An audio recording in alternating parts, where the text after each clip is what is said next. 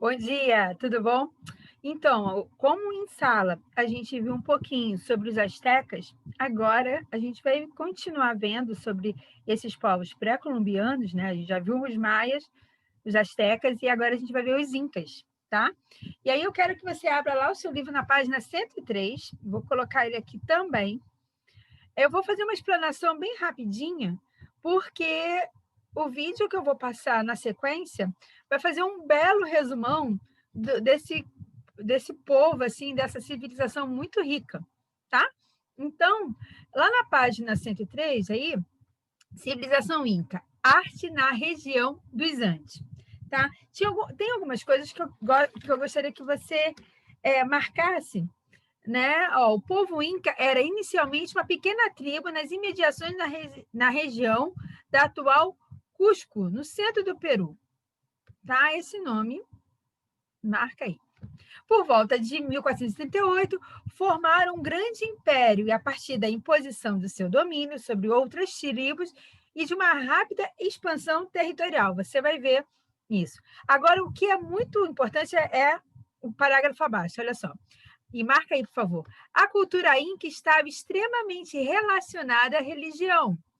Festas e rituais de sua cultura sempre tinham um caráter religioso. Isso é muito forte, né? Quando a religião e a arte elas estão entrelaçadas, há um domínio muito maior em relação a essa arte, tá?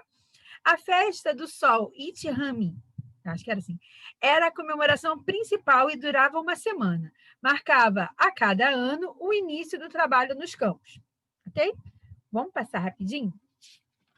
A base econômica, isso é legal também marcar, a base econômica desse povo concentrava-se na agricultura e era extremamente desenvolvida. A sociedade era hierarquizada. E como os maias e os astecas, os incas eram politeístas. Mas, não, politeístas, né, vários deuses, acreditavam, né, numa infinidade de deuses. Mas, diferentemente desses dois povos, não criaram um sistema de escrita próprio, ok? Eles já se utilizavam do que já haviam, tá? Desenvolveram um conceito matemático aplicado à contabilidade e utilizavam o quipu, que significa nós na língua quichua, o quichua, uma importante família das línguas da América do Sul. Um instrumento com o qual registravam colheitas e impostos. Então, assim, conceitos matemáticos, eles dominavam a contabilidade, né? Criaram o quipu, isso é legal, que é um instrumento da qual registravam colheitas, impostos e mercadorias. Cada nó que se dava na confecção desse instrumento tinha um significado distinto. Então, aqui está o exemplo de um quipu. Né? De repente, era o tataravô da calculadora, o tataravô de um ábaco, né? Mas era... como que posso falar? Eu acho muito interessante, porque era algo novo numa época que não se diz. Então, eles criaram realmente um sistema de contabilidade, né? Que só foi se aperfeiçoando com o passar do tempo, com a tecnologia, tá? Cusco e Machu Picchu, ruínas que indicam uma organização. Na arquitetura, os incas, ó, arquitetura e incas, edificaram cidades organizadas a partir de plantas projetadas e da planificação dos terrenos. Utilizavam pedras como matéria-prima e a técnica de encaixe como recurso para construir suas edificações. Certo? Deixa eu ver, eu copiei aqui.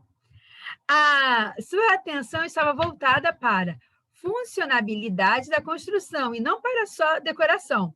Apesar de hoje, as ruínas presentes nessas cidades formarem paisagens que estão entre as mais belas do planeta, né? As ruínas de Machu Picchu, ela é patrimônio cultural da humanidade, né? Ela é preservada e realmente é uma conquista, né?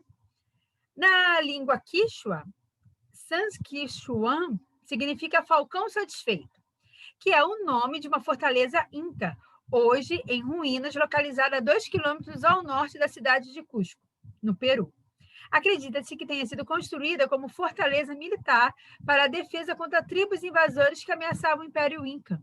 A construção foi iniciada em 1438 e levou cerca de 50 anos para ser terminada. Quando a cidade de Machu Picchu, calcula-se que atualmente seu sítio arqueológico tem apenas 20% da monumentalidade que possuía em seu apogeu. Pedras dos muros e de outras construções foram retiradas e levadas para edificar construções feitas pelos colonizadores na cidade de Cusco.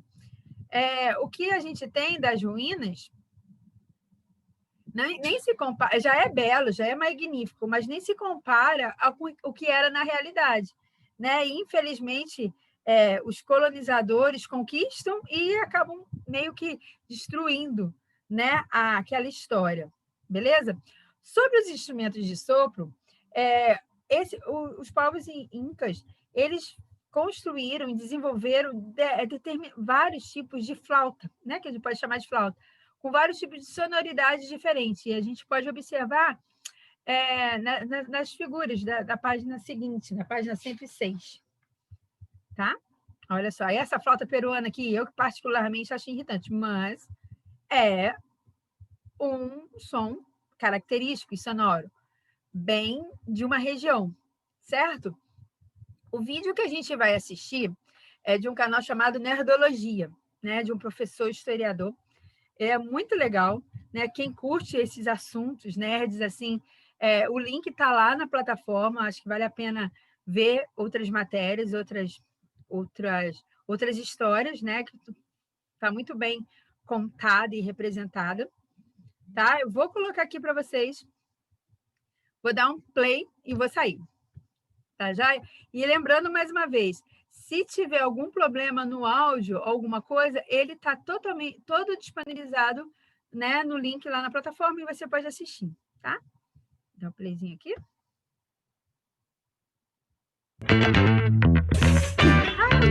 Não. Peraí. Fiz errado. Peraí. Volta.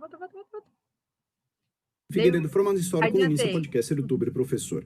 E cuidado com a cuspida das lhamas ao dar play nesse Nerdologia sobre o Império Inca. Você certamente já ouviu falar dos Incas, ou então sobre Machu Picchu, um sítio arqueológico que é patrimônio da humanidade e é visitado por cerca de 1 milhão de pessoas todo ano. Muita coisa sobre essa civilização, entretanto, é pouco aprendida. O Império Inca foi o maior império indígena da América em território, incluindo partes de 6 países atuais. Se existisse hoje, teria o tamanho aproximado do México, um dos 15 maiores países do mundo. E tudo isso com pouco tempo de existência, cerca de apenas um século. Na verdade, não existiu um povo Inca.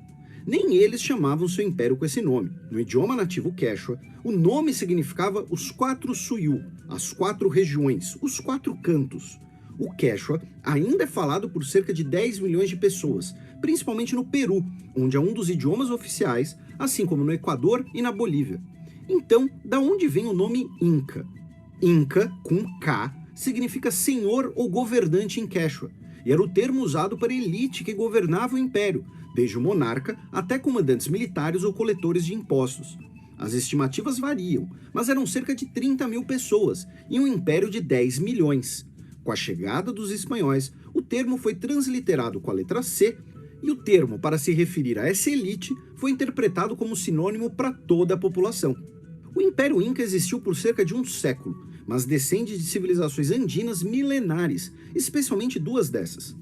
Primeiro, os Tiwanaku, uma cultura da região do Lago Titicaca, o maior da América do Sul e conhecido por ser o local navegável mais alto do mundo, já que o lago está a 3.800 metros de altitude. Os Tiwanaku desenvolveram técnicas refinadas para a agricultura e para o estoque de alimentos, uma necessidade por causa da altitude e do clima desértico. Eles também são conhecidos pelo sítio arqueológico de sua antiga capital, com o Portal do Sol, uma peça única de pedra de cerca de 10 toneladas, e que não tem nenhum indício de ligação com alienígenas. A outra civilização era os Wari, do atual Peru, um povo que conhecemos bem pouco. Por exemplo, uma das principais descobertas arqueológicas sobre eles é bem recente, de 2008. O motivo para a importância dessa cultura para o Império Inca é sua localização, controlando a região da cidade de Cusco, que foi a capital Inca. Uma fortaleza foi construída ali por volta do século XI. A expansão dessa fortaleza e a construção de templos e aquedutos foram a origem de Cusco, que tornou-se uma cidade-estado e, posteriormente, o núcleo de um reino fundado no final do século XII. Cerca de 400 mil pessoas vivem hoje em Cusco, que é a cidade mais antiga continuamente habitada do continente americano. A partir do reino de Cusco, os incas expandiram seus territórios, seja pela conquista ou pela assimilação de tribos menores locais, que adotavam os costumes incas e pagavam tributos.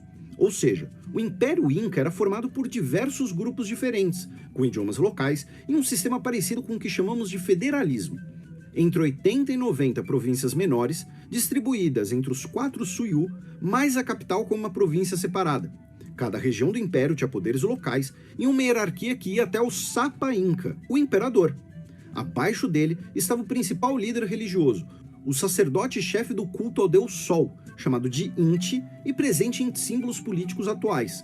Mas não sabemos quantos incas conheciam de astronomia e se teriam acreditado que Tintim causava eclipses. Os incas faziam sacrifícios regularmente, inclusive de pessoas, e eram politeístas. Uma divindade conhecida é a Pachamama, deusa da natureza e da fertilidade. Para administrar todo esse império, os incas usavam um sofisticado sistema de nós em cordões, chamados quipos. Eram normalmente feitos de lã de lhama e as posições e quantidades de nós indicavam valores numéricos. Cada cor indicava o que estava sendo contado, em um sistema decimal. Os incas mantinham censos de população e de produção.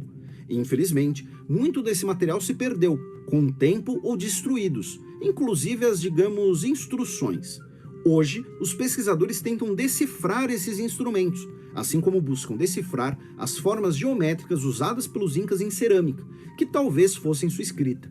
E falando em lã de lhama, o Império Inca dependia bastante dessa espécie parente dos camelos, essencial meio de transporte em uma série de estradas organizadas, além de fonte de carne. A principal fonte de alimentos era a agricultura, cavando terraços no terreno montanhoso que permitia a expansão de terras aráveis em um sistema que envolvia técnicas de irrigação e a construção de celeiros distribuídos pelo Império, com plantio de batatas e de quinoa. Outro aspecto avançado da civilização inca era sua capacidade de construção, com prédios de pedra extremamente firmes devido aos terremotos na região. Eles faziam isso com pedras cortadas e polidas para se encaixarem perfeitamente, sem argamassa, como a pedra de 12 ângulos. Então, como um império que contava com diversos avanços durou tão pouco? Os espanhóis chegaram ao território inca em 1526 e notaram que eram talvez as terras mais ricas do continente americano, incluindo metais preciosos como ouro e prata. 3 anos depois, a rainha da Espanha autorizou a conquista e conversão dos indígenas ao cristianismo, e a expedição militar chegou ao atual Peru em 1532. Nos anos entre os primeiros contatos e a chegada da expedição, 2 coisas ocorreram. Primeiro, os incas começaram a ser dizimados em grandes números por doenças e epidemias, como varíola e gripe, trazidas pelos europeus e transmitidas nas rotas comerciais com os indígenas da América Central. O Sapa Inca morreu de varíola em 1527, assim como seu filho mais velho, deixando em dúvida quem deveria assumir o trono inca. E aí entra o segundo motivo, uma guerra civil entre os 2 irmãos, o Huáscar, ao sul, e Atahualpa, ao norte. A guerra civil enfraqueceu os exércitos incas, que ficou vulnerável em um momento coincidente com a expedição espanhola. Os conquistadores se aproveitaram dessa divisão. Atahualpa foi atraído a uma suposta conferência de paz com os espanhóis. Nela, exigiram que os incas aceitassem a autoridade do rei Carlos, que foi recusado. Então, Atahualpa foi capturado e tomado refém. Enquanto ele era mantido preso, seu irmão Huáscar foi assassinado. Atahualpa, então, ofereceu ouro suficiente para preencher o seu cativeiro, e o dobro disso em prata. Os espanhóis aceitaram, mas não cumpriram o acordo e não o libertaram.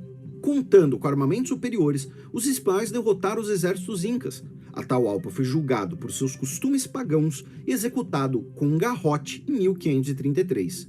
Sem os principais líderes, a população inca aceitou a dominação espanhola, que pilharam e destruíram a maior parte da estrutura do império.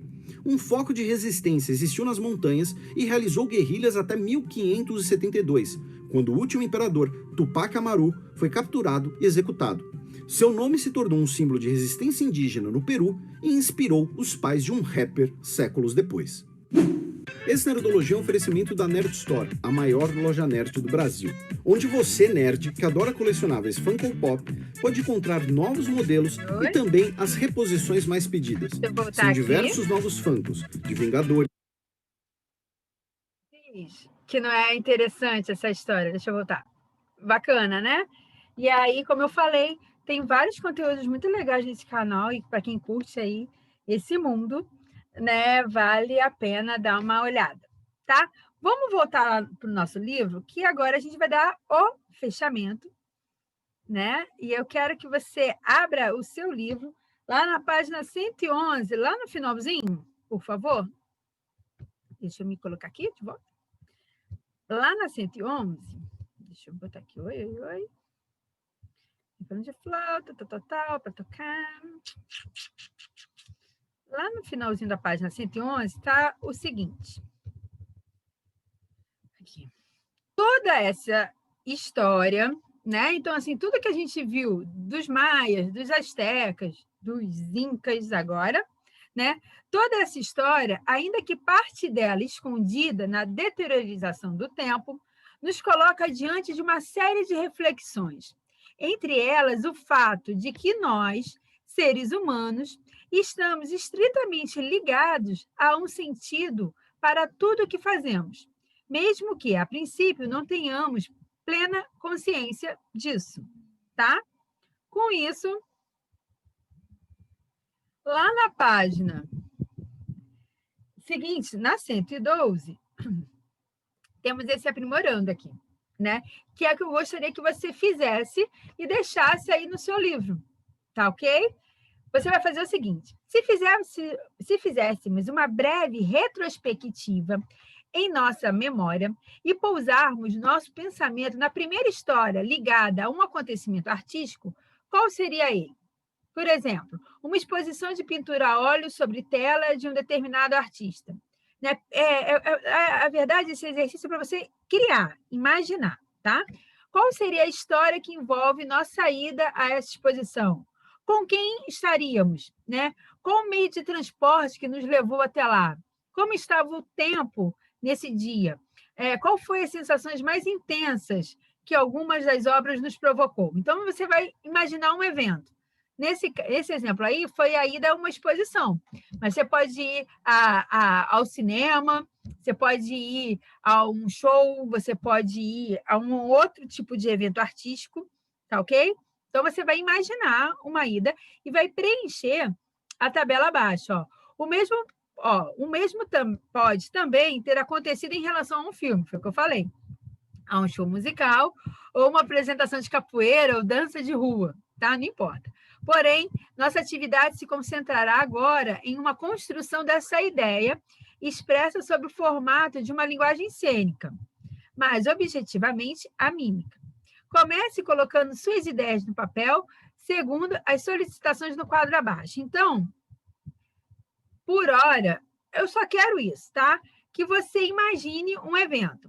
Qual foi o primeiro evento artístico que surgiu em sua memória? Pensa aí e coloca aí do lado no seu livro. Qual foi o meio de transporte que usamos ou nem precisamos usar? Aí você escreve também. Você foi acompanhado ou sozinho? Coloca também. Como estava o tempo nesse dia? Chovia? Ventava? Né? Porque isso vai interferir se for alguma coisa ao ar livre. Né? Então, tem que colocar. Qual foi a sensação que a obra que mais nos chamou a atenção nos provocou? Pensa aí, escreva o que poderia, né, ter provocado. Todo mundo gostou, saiu dançando, ficaram com medo, não gostaram. O que pode ter mudado em nossa vida após esse evento artístico? E aí você escreve. Apenas isso, gente.